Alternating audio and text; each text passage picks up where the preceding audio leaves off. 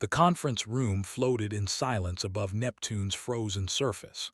Through the massive windows, Earth hung like a blue jewel in the distance, small and fragile. Ambassador stood with his hands clasped behind his back, watching his home world.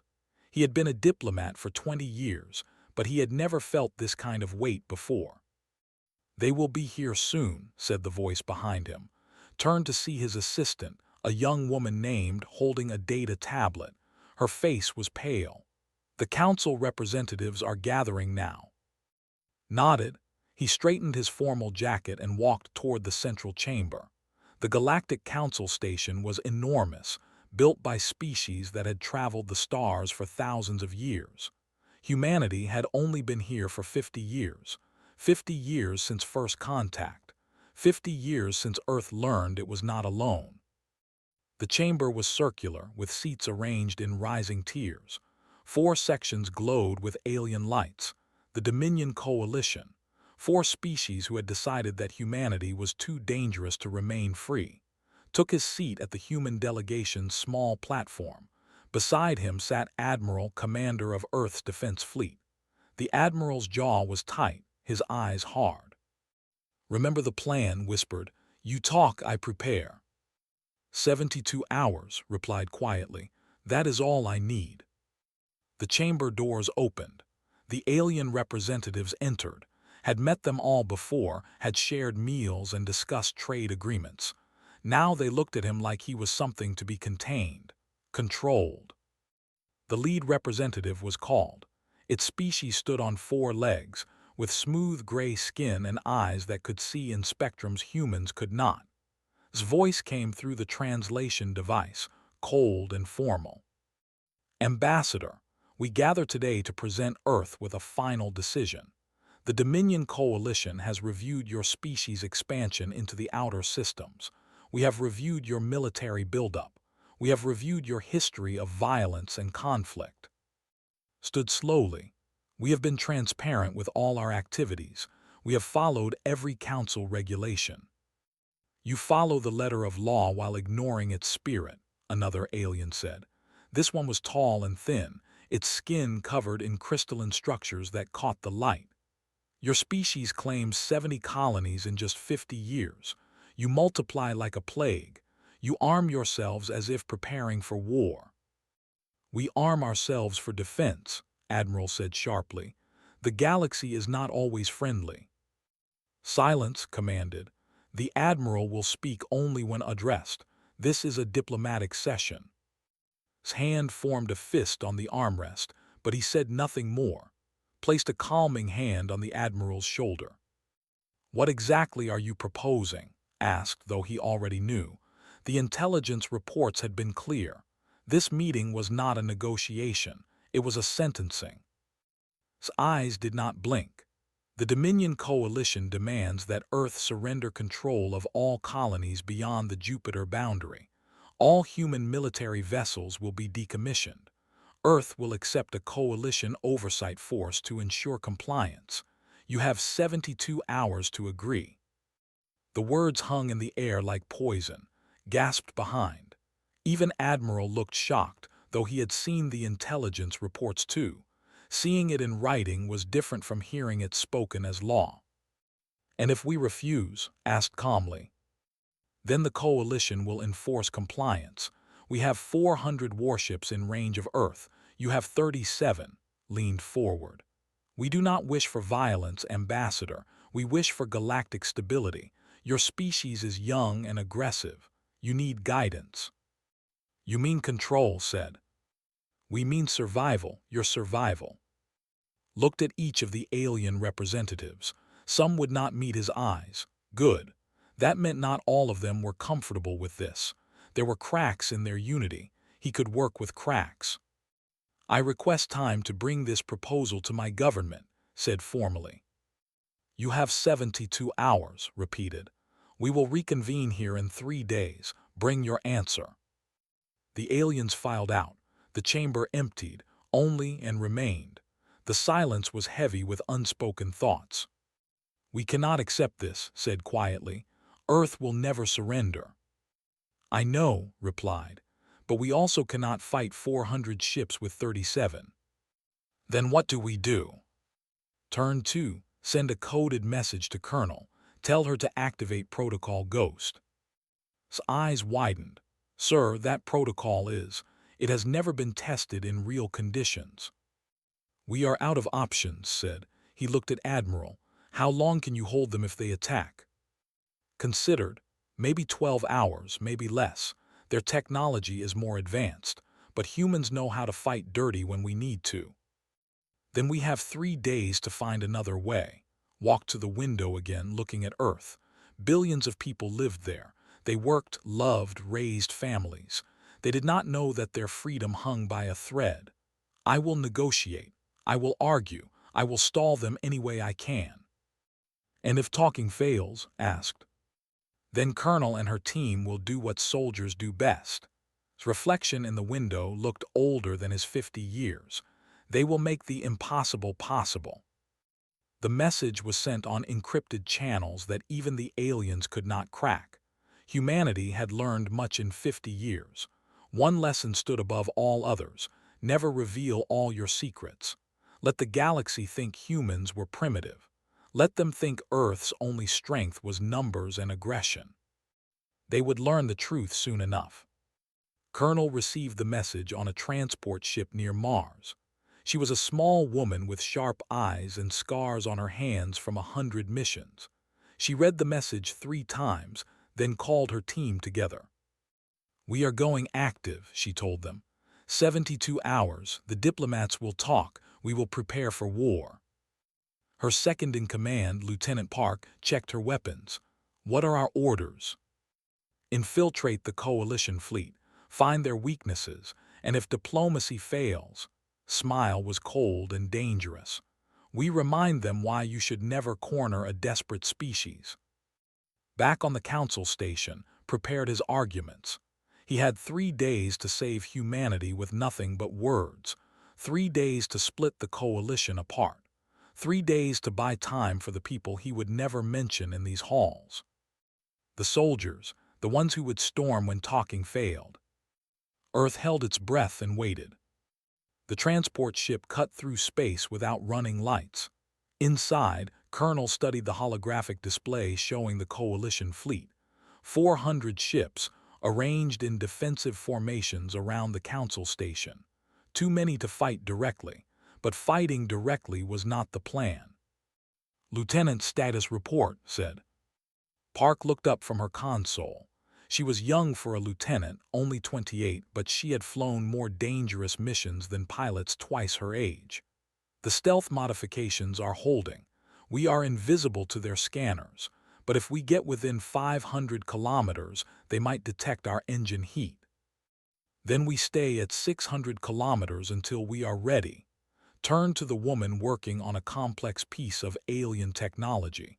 Sergeant, how is our disguise coming? Sergeant Song did not look up from her work. Her hands moved quickly, connecting wires and calibrating sensors. She had been an engineer before joining the military, and she understood machines better than most people understood other humans. Almost done. This identification beacon is species, Model 7. We pulled it from a derelict ship 3 years ago. If I can activate it properly, their systems will think we are one of their scout vessels. How long? Asked. 2 hours, maybe 3. His face was intense with concentration. These things are not designed for human hands. The door to the workroom opened. Doctor entered, carrying a data pad filled with notes. She was not a soldier. She was a scientist who studied alien biology and culture, but Protocol Ghost needed her knowledge. I have finished the analysis, said. She projected her findings onto the wall. Images of 4 different alien species appeared. The coalition is made up of these species. People are the leaders. They are logical, hierarchical, and value order above everything. The second species is more aggressive, warrior culture. The third is technological specialists. The fourth is, she paused. The fourth species seems reluctant. Their communications show doubt. Can we use that? Asked. Maybe, if the diplomats can drive a wedge between them, pulled up more data. But here is what you need to know for combat situations. All four species have never fought a guerrilla war. Their military doctrine is based on fleet battles, formations, and overwhelming firepower. They fight like chess players, carefully, methodically. Captain the Marine commander grinned.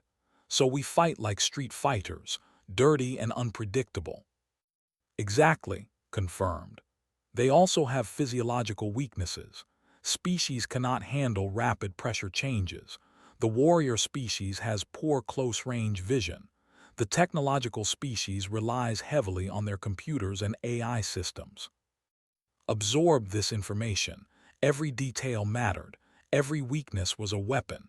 Good work, Doctor. How long until we reach the Coalition fleet? 6 hours at current speed. We are approaching from the dark side of Neptune, using the planet's magnetic field to hide our signatures. Perfect. Turned to her full team. 15 soldiers and specialists, the best humanity had. They all looked at her with trust and determination. Listen carefully. Our mission has 3 phases. Phase 1, infiltration. We use the fake beacon to approach the Coalition command ship. Phase 2, reconnaissance. We find their battle plans, their weaknesses, their secrets. Phase 3, sabotage. If the diplomats fail and war begins, we make sure humanity has every advantage. What if we get caught? One of the younger soldiers asked. Then we fight our way out, Captain said simply, and we take as many of them with us as we can. The hours passed slowly, completed the identification beacon, plotted their approach course, briefed everyone on alien psychology and how to move through alien ship designs, checked and rechecked every piece of equipment. Finally, they were in position. Neptune loomed behind them, a massive blue giant. Ahead, the Coalition fleet floated like a swarm of metallic insects. Activating the beacon now, said. Her voice was steady but could see the tension in her shoulders. If this failed, they would be destroyed in seconds. The beacon pulsed. Invisible signals reached out toward the Coalition ships, held her breath. On the scanner, she could see the alien ship's sensors sweeping over them. They are querying our identity, reported. The beacon is responding with the proper codes. Seconds felt like hours. They accepted it, said with relief. We are cleared to approach. They think we are Scout Vessel 774 returning from patrol. Take us in slowly, ordered. Nothing sudden, nothing suspicious. The transport ship moved toward the massive Coalition command vessel. It was 10 times larger than Earth's biggest warship, covered in weapons and armor. Studied it carefully. Somewhere in that ship were the admirals and commanders planning humanity's subjugation, or extinction.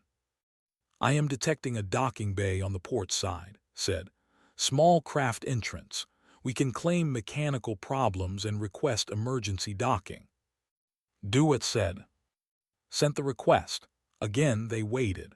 The Coalition command ship could destroy them with a single weapons burst, but the fake identity held. Permission to dock was granted. The transport slipped into the docking bay. Artificial gravity took hold. They landed softly on a metal platform surrounded by alien ships and equipment. Through the windows, could see alien crew members moving around. None of them paid attention to one more small scout ship. We are in, Captain said quietly. Now comes the hard part. Checked her sidearm. It was specially modified to work in alien atmospheres. Every member of her team wore adaptive armor that could blend with different backgrounds. They looked like shadows given form. Remember, said, we are ghosts, we observe, we learn. We do not engage unless necessary. Our mission is information. They exited the ship one by one. The docking bay was huge and dimly lit. Alien workers operated machinery that humans had never seen before. The air smelled strange, metallic, and sharp. Activated her translator device. It would not be perfect, but it would help. The command center should be 17 decks above us, whispered, checking her stolen schematics. We need to reach the data cores without triggering alarms. They moved like shadows through corridors designed for species with different body shapes. Twice, They hid when alien patrols passed. The aliens never suspected that humans were already inside their most secure vessel. After an hour of careful movement, they reached a maintenance shaft, opened it silently. Inside was a network of tunnels used by repair drones, cramped for the aliens, perfect for humans. They crawled through the tunnels, using handheld scanners to navigate. The ship's systems hummed around them, could feel the power of the vessel, the technology that humanity was still decades from matching. "I am picking up data transmissions," whispered. "Heavy encryption, military grade." "Can you crack it?" asked. "Given time, but we need to tap directly into their network." They emerged in a service corridor near the command center. Through a transparent panel, could see alien officers working at stations. Holographic displays showed tactical information, fleet positions, attack vectors. And then she saw something that made her blood freeze. "Captain," she whispered urgently, "look at display 3. Looked, his face went pale. The display showed Earth, and around Earth attack trajectories were already plotted. "They planned this before the ultimatum," said quietly. "They were always going to attack." "We need to record this," said, "and we need to get this information to Ambassador." Connected a data tap to the ship's systems. Information began flowing into her portable storage device. Battle plans, fleet compositions, technology specifications, everything that could give Earth a fighting chance. "Download will take 20 minutes, reported. 20 minutes inside an enemy command ship. 20 minutes where any mistake meant death. Positioned her team defensively. They waited in the shadows while alien officers walked past, unaware that humanity had already infiltrated their most secret sanctum. The timer counted down, 15 minutes, 10 minutes, 5. An alarm suddenly blared through the ship. His heart sank. "Are we discovered?" asked, raising his weapon. "No," said, checking her scanner. "It is an incoming message from the Council station. High priority." On the displays above saw Ambassador's face. He was making another appeal to the Council, buying more time. The alien officers ignored the display, focused on their work. 2 minutes, whispered. They were so close to getting the intelligence that could save Earth. The download completed, disconnected carefully, leaving no trace. "We have it, everything." "Then we leave," ordered, "same way we came, quietly." But as they turned to go, a door opened. An alien officer entered the corridor. It stopped, its strange eyes focusing on the humans crouched in the shadows. For one frozen moment, no one moved. Then made her decision. Her hand moved faster than thought. The alien fell silently, stunned by a weapon that left no marks. They grabbed it and pulled it into the maintenance shaft with them. "Go, go, go," hissed. They crawled through the tunnels faster now, knowing that soon the unconscious alien would be found. Soon the entire ship would know that humans had been here. But they had what they came for. They had the truth. And the truth would change everything. Ambassador had not slept in 36 hours. His eyes burned with exhaustion, but his mind remained sharp. He stood before the Galactic Council once again, knowing that every word could mean the difference between peace and extinction. "Honored representatives," he began, his voice steady despite the fear coiled in his chest. "I stand before you not as a warrior, but as a voice for billions who only want to live in peace." Shifted in its seat. "You have 18 hours remaining, Ambassador. Do you bring Earth surrender?" "I bring questions," replied. "Questions that demand answers before any decision is made." The crystalline alien made a sound like breaking glass. Irritation. "This is not a debate. This is a demand for compliance." "Then you are not the Galactic Council," said calmly. "You are conquerors wearing the mask of law." Silence fell across the chamber. No one had spoken to the coalition so directly before. Standing behind looked terrified, but knew that fear would not save them. Only truth had that power. "Explain yourself," said coldly. Activated a holographic display. Images filled the air above the chamber floor. 3 months ago, the in-colony world made a petition to the Council. They wanted to expand their mining operations. The Coalition them. 2 months ago, they requested permission to upgrade their defensive fleet. The Coalition them as well. He paused, meeting each alien representative's gaze. Last month, humanity requested clarification on colony expansion guidelines. The Coalition responded with an ultimatum instead of guidance. Why? Those situations were different, the warrior species representative growled. Its species stood nearly 3 meters tall, covered in bony plates. The N and our council members in good standing. Humanity is too aggressive. Too aggressive, pulled up another display. In 50 years, humanity has engaged in exactly 0 offensive military actions against any council species. We have fought only pirates and raiders who attacked our ships first. Meanwhile, the Coalition itself has conducted 17 military interventions in the same period. Who is aggressive here?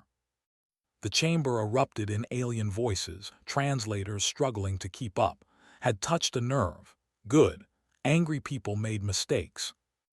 Raised a limb for silence. Those interventions were necessary for galactic stability.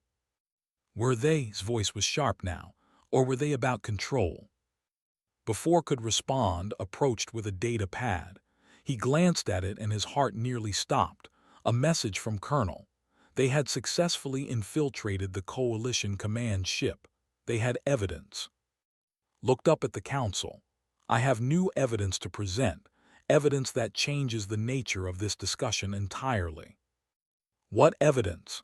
The technological species representative asked. Its species communicated through electronic pulses that the translators rendered as monotone speech. Evidence that this ultimatum was decided before any diplomatic talks began. Evidence that the Coalition planned military action against Earth regardless of our response. Activated the data had transmitted. The holographic displays changed. Now they showed the Coalition's own battle plans. Attack vectors pointing at Earth. Timelines that predated the ultimatum by weeks. The chamber exploded into chaos. Representatives from non-Coalition species began shouting questions. Even some Coalition members looked shocked, could see it in their body language. Not all of them had known about the war plans. Where did you obtain classified military data? Demanded, its voice cutting through the noise. Does it matter? Replied. What matters is the truth. You did not come to us seeking peace. You came seeking submission, and when we asked questions, you prepared for war. The fourth Coalition species, the ones had identified as reluctant, began conferring among themselves. Their representative, a being called N, stood slowly. We were told that humanity refused all diplomatic solutions. We were told that military action was the last resort after all other options failed. You were lied to, said simply, as were all of us. The question now is what we do about it.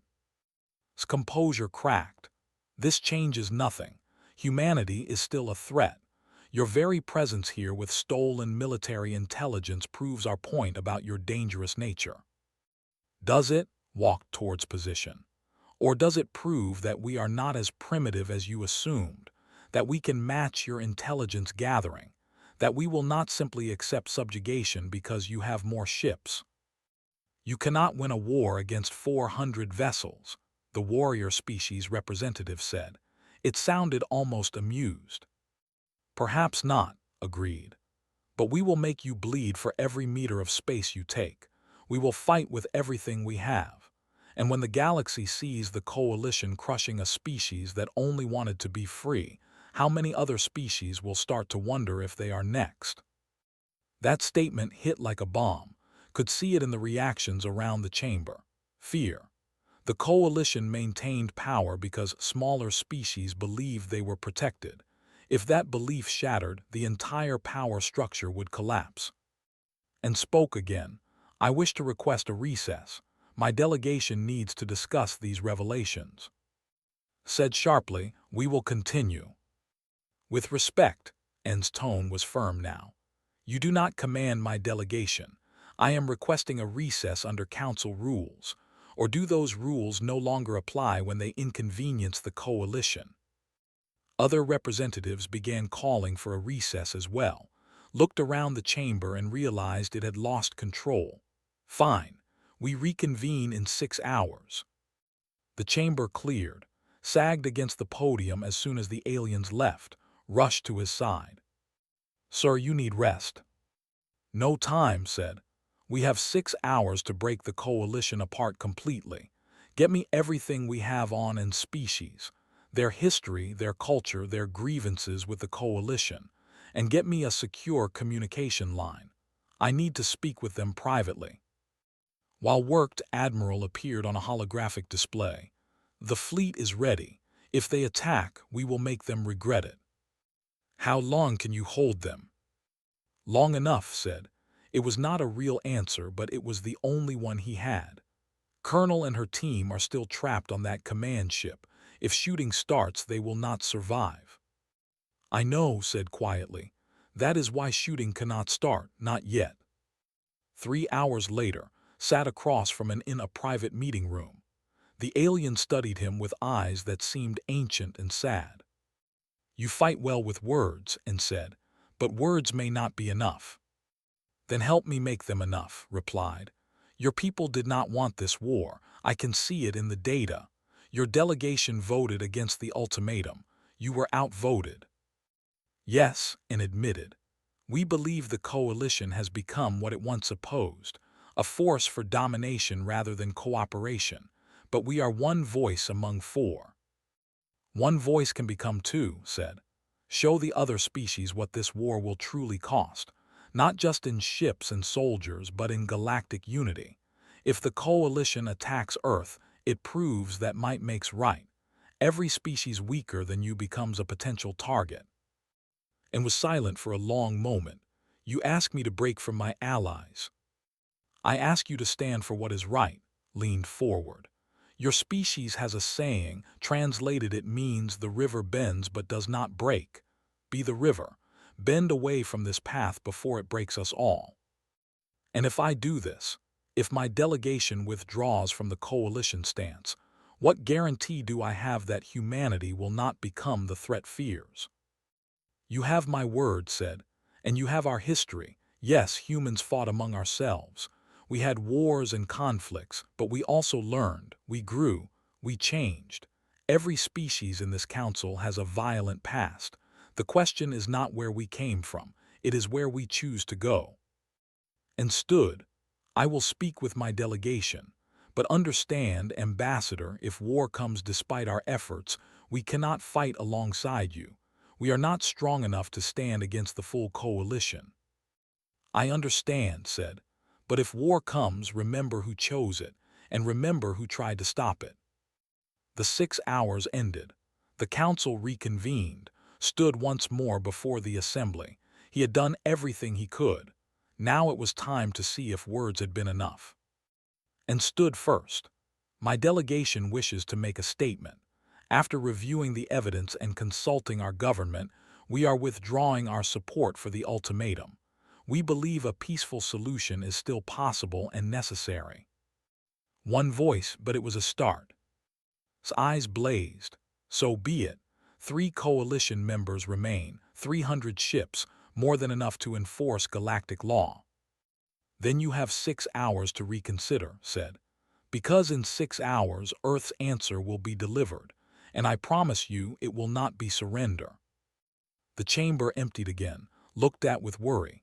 Sir, we only have 1 delegation on our side. 300 ships are still ready to attack. I know, said, but we cracked the coalition once. We can crack it again. What he did not say was that time was almost gone. Colonel was trapped behind enemy lines.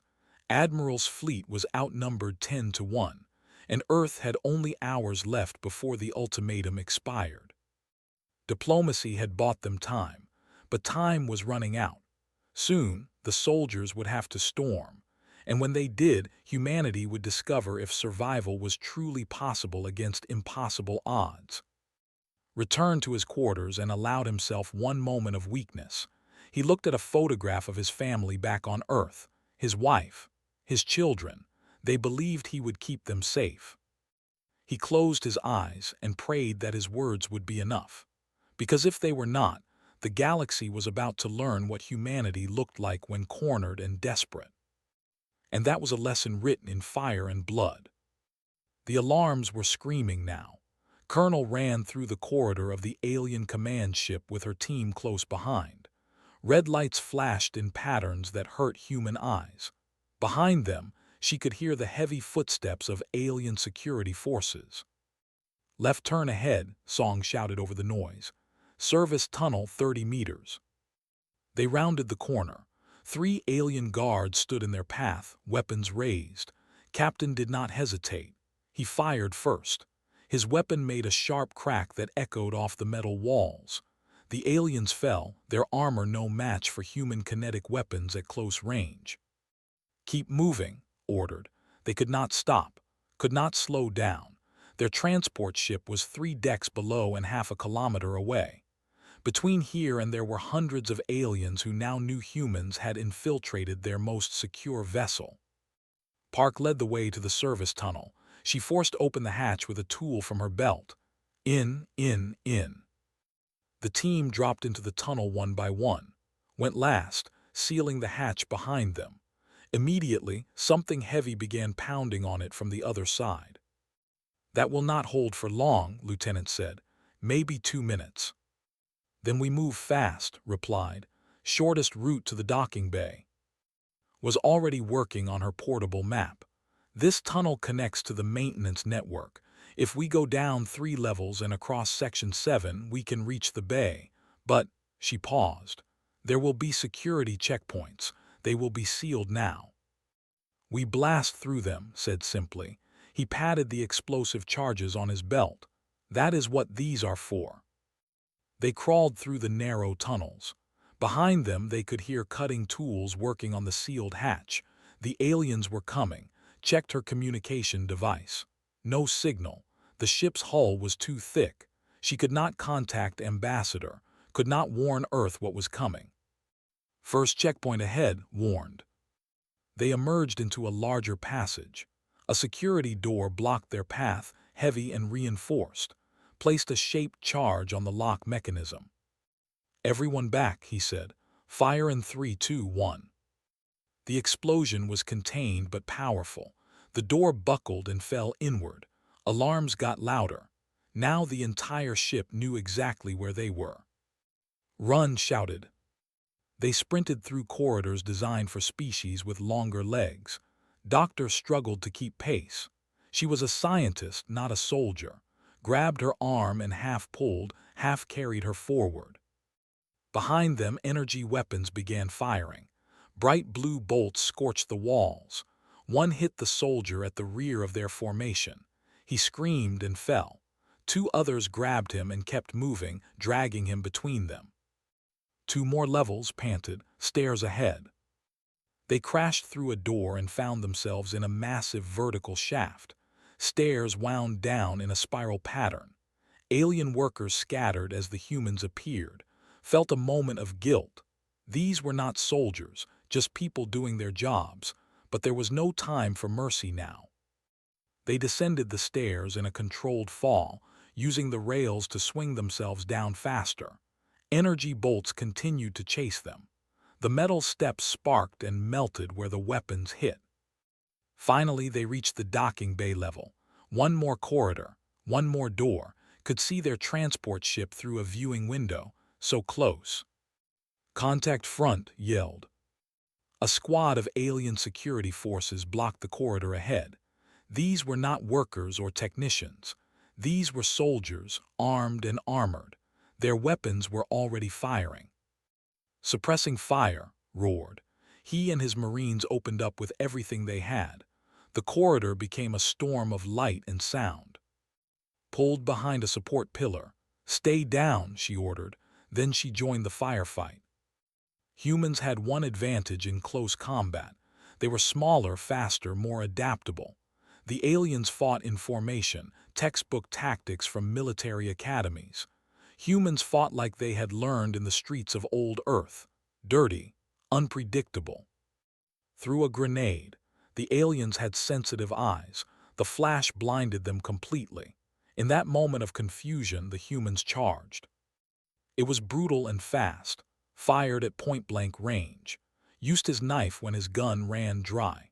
The aliens were stronger individually, but humans knew how to fight as a pack.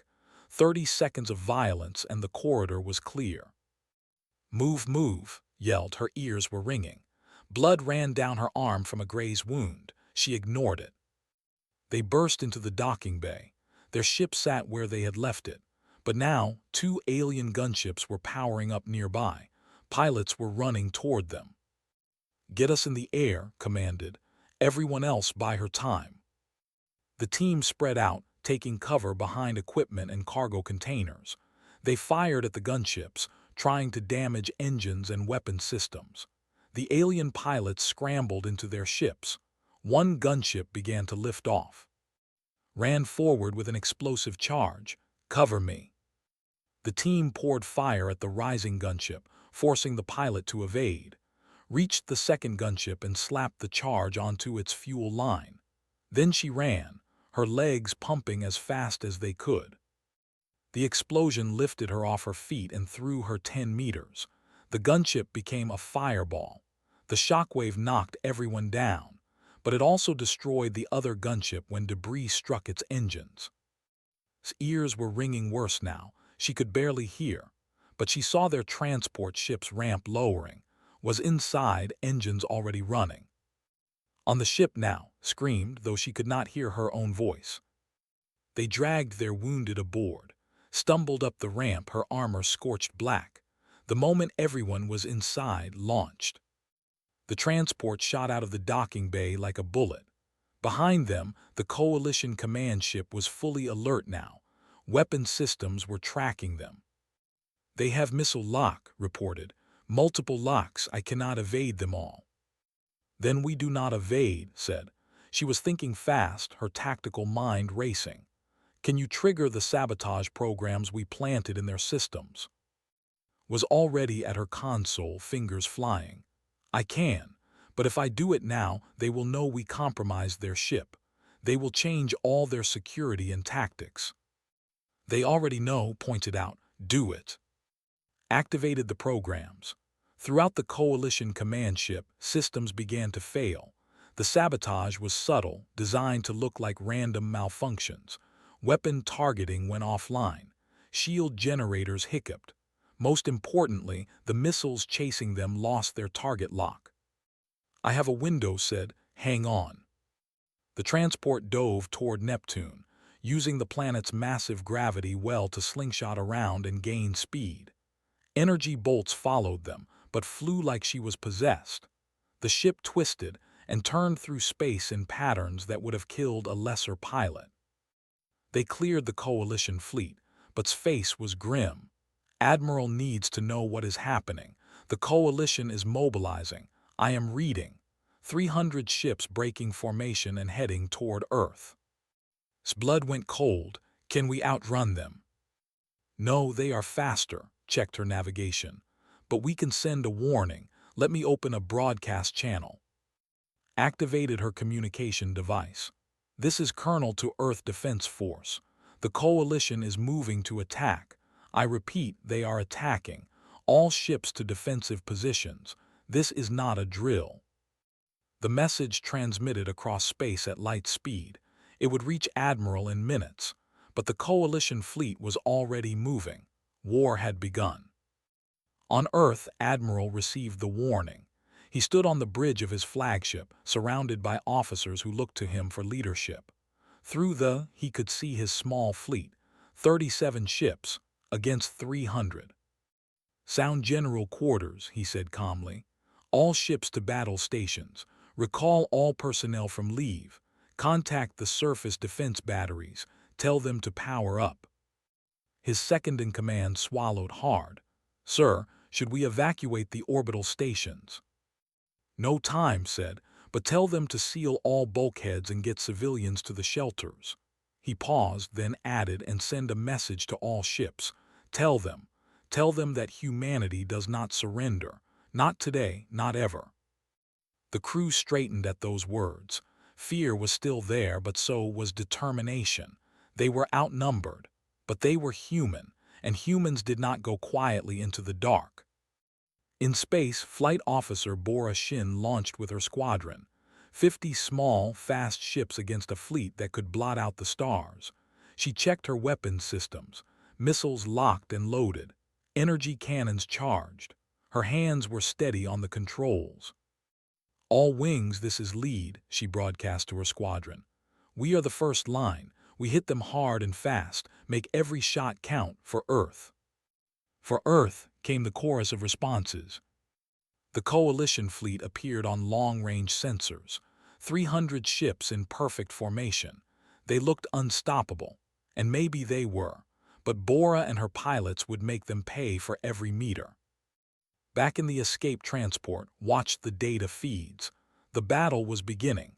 Ambassador had bought them time with words. Now the soldiers would finish it with weapons.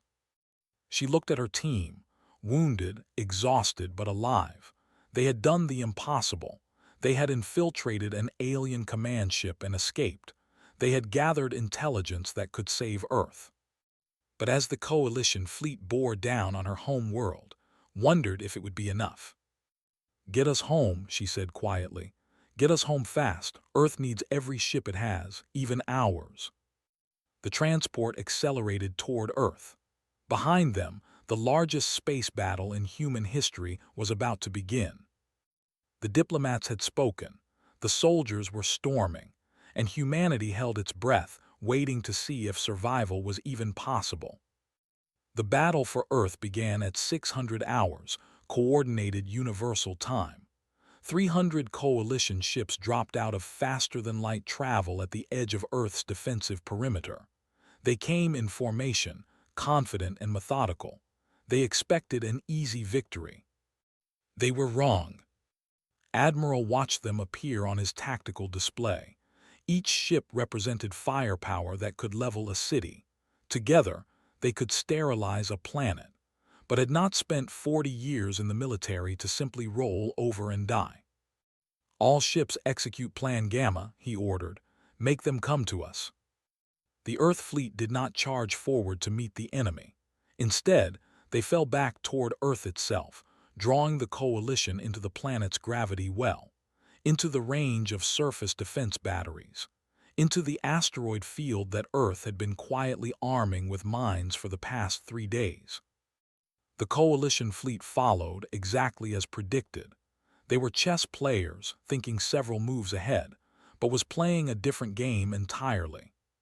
"First wave of mines detonate," said calmly. Asteroids that looked natural suddenly exploded, not near coalition ships, but around them. The detonations created debris fields traveling at thousands of meters per second. The coalition shields could stop energy weapons, but physical mass traveling that fast could not be stopped so easily. 3 coalition ships took damage, not critical but enough to slow them, enough to make them cautious. "They are adjusting formation," tactical officer reported, "spreading out to avoid concentrated mine fields." "Good," said, "now they are where we want them, launch fighters." Flight Officer Bora Shin and her squadron dove into the coalition formation like hawks among pigeons. The alien ships were built for fleet battles, long-range engagements. The human fighters were small, fast, and designed for knife fighting in space. Bora fired her missiles at a coalition cruiser's engine section. The missiles were not powerful enough to destroy the ship, but they did not need to be. They just needed to damage it enough to make it slow down, to make it vulnerable.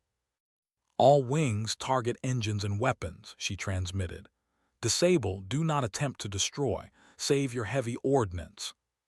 Her pilots were outnumbered 6 to 1, but they flew like demons, dodging return fire and striking from unexpected angles.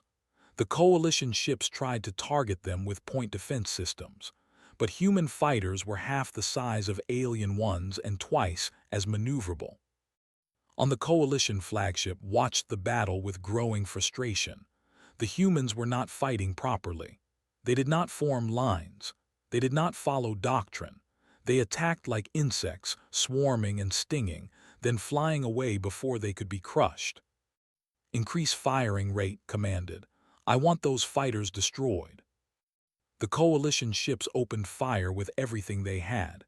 Space lit up with energy weapons. Several human fighters exploded. Bora saw them die on her display, pilots she had trained with and fought beside. But she could not stop, could not mourn, not yet. "Continue the attack," she ordered, her voice hard. "Make them count every hit." Back on the flagship, Admiral watched his ships dying. It hurt. Each loss was a knife to his heart, but he could not let emotion rule him, not now. "Sir, the coalition is breaking through our outer defenses," his tactical officer reported. "They will reach firing range of Earth in 30 minutes. "Then we move to Phase 2, said. He opened a channel to all ships. "All vessels retreat pattern Delta, fall back to Earth orbit." The Earth fleet turned and ran. To the coalition, it looked like victory, but knew something they did not. He knew that Colonel's sabotage programs were still active in their command ship. He knew that their targeting systems were compromised. And he knew that reinforcements were coming. His transport ship dropped out of FTL travel right in the middle of the battlefield. Park flew through explosions and weapons fire like she had been born to it. The ship was small, not a warship, but it carried something more valuable than weapons. It carried information. "Admiral, this is Colonel," she transmitted. "I am uploading all data we gathered from the Coalition command ship, tactical weaknesses, shield frequencies, communication protocols, everything." His eyes widened as the data flooded his systems. Doctor's analysis appeared on his screens. The Coalition species' biological weaknesses, their psychological profiles, their tactical preferences. "Captain," transmitted to the Marine commander, "I have a mission for you." On the Council station orbiting Neptune, Ambassador watched the battle unfold through long-range sensors. His hands were shaking. His home world was under attack. Millions could die. And he was here, unable to do anything but watch. "Ambassador," and appeared beside him. The alien looked troubled. "My government has made a decision. We cannot stand by while Earth is destroyed." Turned to him, hope and fear warring in his chest. "What are you saying?" "I am saying that my species fleet is mobilizing. 40 ships, not enough to turn the tide, but enough to show the galaxy where we stand." And strange eyes met. "You were right. This is not about galactic law. This is about power, and we will not be part of it." Before could respond, an alarm blared through the station. On the main display, something new appeared. The Coalition flagship's weapons systems were powering up, not the normal weapons, that could crack a planet in half. "No," whispered, "they would not dare." But they would. Had decided that if Earth would not surrender, Earth would be made an example. On the flagship stared at the same display. "They are going to fire the planet killer. We have to stop it." How asked, "We are one small ship." Looked at Doctor. "You said they had a fatal flaw. What was it?" Pulled up her notes with shaking hands. "The weapon draws power from the ship's main reactor. If the reactor is destabilized while the weapon is charging, it creates a feedback loop. The weapon's energy would reverse into the ship itself." "Can we do that?" asked. Song was already running calculations. "Maybe, if we can get close enough to hit the reactor with a concentrated barrage, but the flagship's shields will stop anything we fire." "Unless we are already inside the shields," Captain said quietly. He had been listening on the communication channel from Admiral's ship. "I have an idea. It is crazy, but crazy is what humans do best." Admiral approved the plan. It was suicide, but it was also their only chance. Captain and a team of Marines loaded into boarding pods, old-fashioned capsules designed for ship-to-ship combat. They launched from the Earth fleet, small and fast, heading directly for the Coalition flagship. The Coalition point defense systems tried to shoot them down. Most of the pods were destroyed, but 3 made it through, including S. They crashed into the flagship's hull and cut their way inside with plasma torches. "We are in," transmitted. "Heading for the reactor. You need to guide us." Pulled up the ship's schematics they had stolen. "Take the corridor to your left, 300 meters straight, then up 2 levels." And his Marines ran through the alien ship. Behind them, sabotage programs were creating chaos. Doors opened and closed randomly. Lights flickered. Life support systems hiccuped. It was not enough to disable the ship, but it was enough to slow down the security forces trying to stop the humans. They reached the reactor level. It was massive, a fusion core the size of a building. Energy pulsed through containment fields in patterns too complex for human eyes to follow.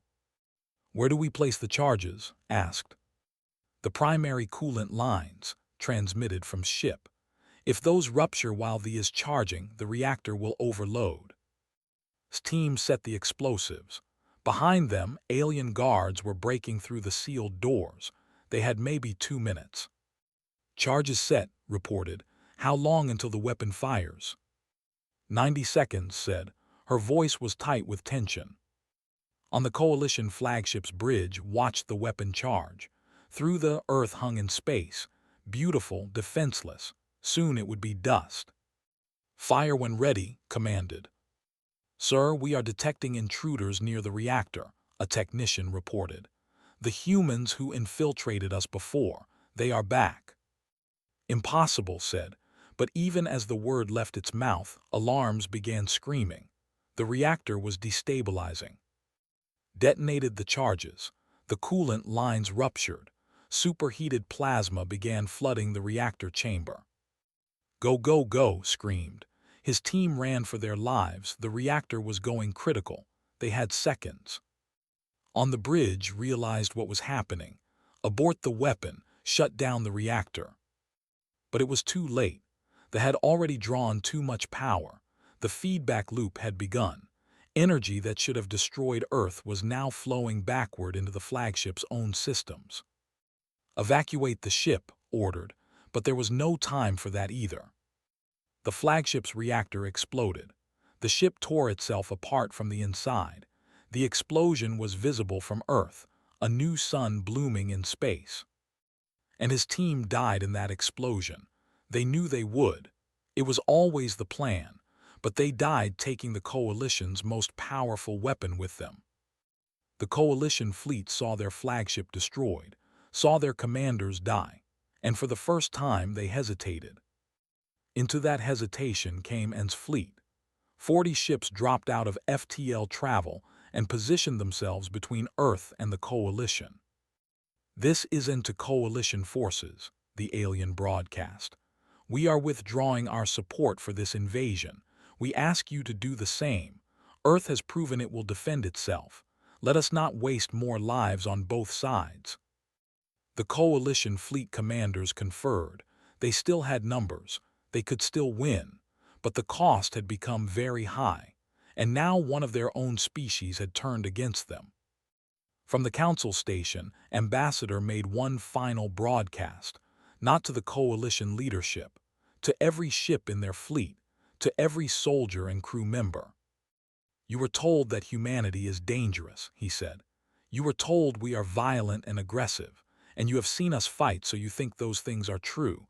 But ask yourselves this: who started this war? Who demanded our surrender before talking failed? Who tried to destroy our home world with all the innocent people living there?" He paused. "We did not want this fight. We wanted peace. We wanted to join the galaxy as partners. You forced us to become warriors. And now you have seen what humans look like when we are cornered, when we fight for survival. Is this what you want? Is this worth it?" The broadcast ended. Silence fell across the battlefield. The Coalition fleet held position. The Earth fleet held position. And's fleet held position between them. Then slowly one Coalition ship powered down its weapons, then another, then 10, then 50. The battle was over, not won, not lost, but ended. In the aftermath, the losses were counted. captain and his Marines, 19 pilots from Bora's squadron, 5 Earth defense ships destroyed, thousands of lives gone. But Earth survived. The Galactic Council convened an emergency session. The coalition was censured. Species lost their leadership position. New rules were established. No species could be threatened with invasion for simply existing, for expanding, for defending themselves. Humanity earned something that day, not just survival, respect. Ambassador stood before the council one final time, exhausted, grieving, but standing. "You wanted to know if humanity was dangerous," he said quietly. "Here is your answer. We are dangerous when threatened. We are fierce when cornered. We are unstoppable when defending our home, but we are also capable of mercy, of forgiveness, of working with those who offer genuine partnership." He looked around the chamber. "You gave us an ultimatum. We give you a choice. Be our partners or leave us alone, but never ever try to conquer us again." The council accepted those terms. Later, in a quiet moment, stood with Admiral and Colonel looking at Earth through they did not speak. Words felt inadequate after what they had been through. But they had done it. The diplomats spoke, the soldiers stormed, and humanity had held its breath and survived. The galaxy would never underestimate them again.